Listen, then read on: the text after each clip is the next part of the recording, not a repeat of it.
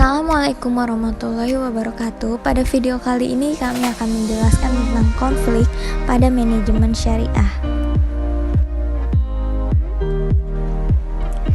Konflik menurut Stephen P. Robbins dan Timothy A. Judge yaitu proses yang dimulai ketika satu pihak memiliki persepsi bahwa pihak lain telah mempengaruhi secara negatif atau akan mempengaruhi secara negatif sesuatu yang menjadi perhatian dan kepentingan pihak pertama.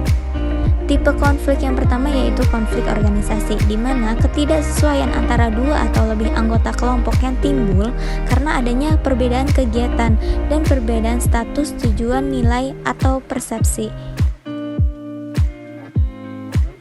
Yang kedua itu ada konflik antar kelompok yang dimana berkaitan antara dua atau lebih kelompok dan anggotanya masing-masing yang tidak saling sepakat dalam suatu permasalahan. Nah, contohnya itu seperti pada partai politik dan kelompok aktivis.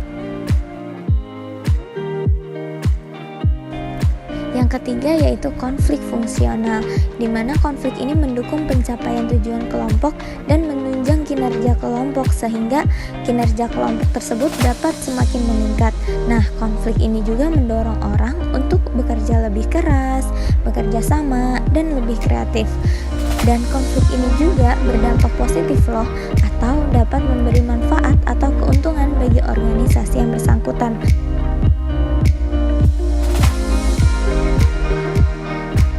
Nah, contoh dari konflik fungsional yaitu konflik yang terjadi antara bagian staf akademik dengan bagian staf pengajar, di mana staf akademik biasanya hanya mengatur penjadwalan pengajar sesuai dengan mata kuliahnya tanpa menghiraukan berapa lama pengajar tersebut mengajar dalam satu hari. Nah, sebagai staf pengajar biasanya mengeluh karena begitu padatnya jadwal yang dibuat. Nah, hal ini menyebabkan staf akademik harus bekerja 2 kali untuk mengatur ulang jadwal yang telah dibuat. Nah, contoh ini memang kurang memuaskan staf akademik, tetapi membantu staf pengajar sehingga tujuan kelompok dapat tercapai. Selanjutnya ada konflik interpersonal, di mana konflik ini berkaitan dengan perselisihan antara dua orang anggota organisasi yang terjadi karena adanya perbedaan individual atau keterbatasan dan ketidaksesuaian tindakan antara pihak yang berhubungan. Nah, konflik ini juga bisa timbul karena adanya tekanan-tekanan yang berkaitan dengan peranan suatu individual. Nah, contohnya nih, seperti konflik antara staf yang satu dengan staf yang lainnya yang berada pada satu organisasi yang sama. Selanjutnya kita akan membahas apa sih penyebab konflik.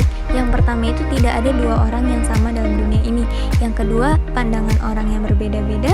Yang ketiga yaitu adanya perbedaan ideologi, tujuan, dan nilai, serta perbedaan pendekatan dalam pemecahan masalah. Yang selanjutnya itu ada saluran komunikasi yang buruk dan persaingan untuk sumber daya yang terbatas. Lalu bagaimana sih menyelesaikan konflik menurut Islam? Yang pertama itu ada tabayun atau klarifikasi, di mana upaya mencari kejelasan atas informasi yang masih simpang siur kejelasannya, sehingga dapat menimbulkan fitnah atau konflik. Yang kedua ada tahkim atau mediasi, yang merupakan salah satu cara mendamaikan dua belah pihak yang tengah berkonflik dengan cara mendatangkan mediator sebagai juru damai.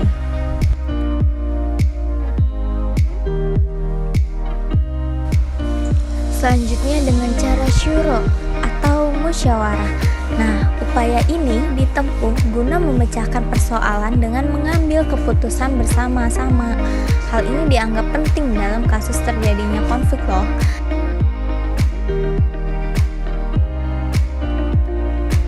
Yang selanjutnya itu ada al-afu atau saling memaafkan. Biasanya ketika terjadi konflik, maka masing-masing pihak cenderung mempertahankan ego sektoral mereka, sehingga saling memaafkanlah dapat menjadi awal lahirnya kebaikan dan ketakwaan seseorang, di mana dijelaskan dalam Quran surat Al-Baqarah ayat 237.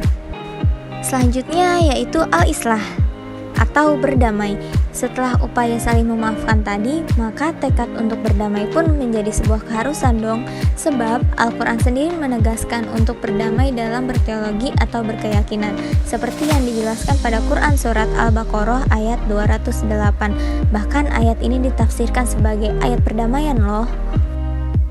Nah, selanjutnya apa sih dampak negatif dari konflik? Yang pertama tentunya komunikasi menjadi terhambat.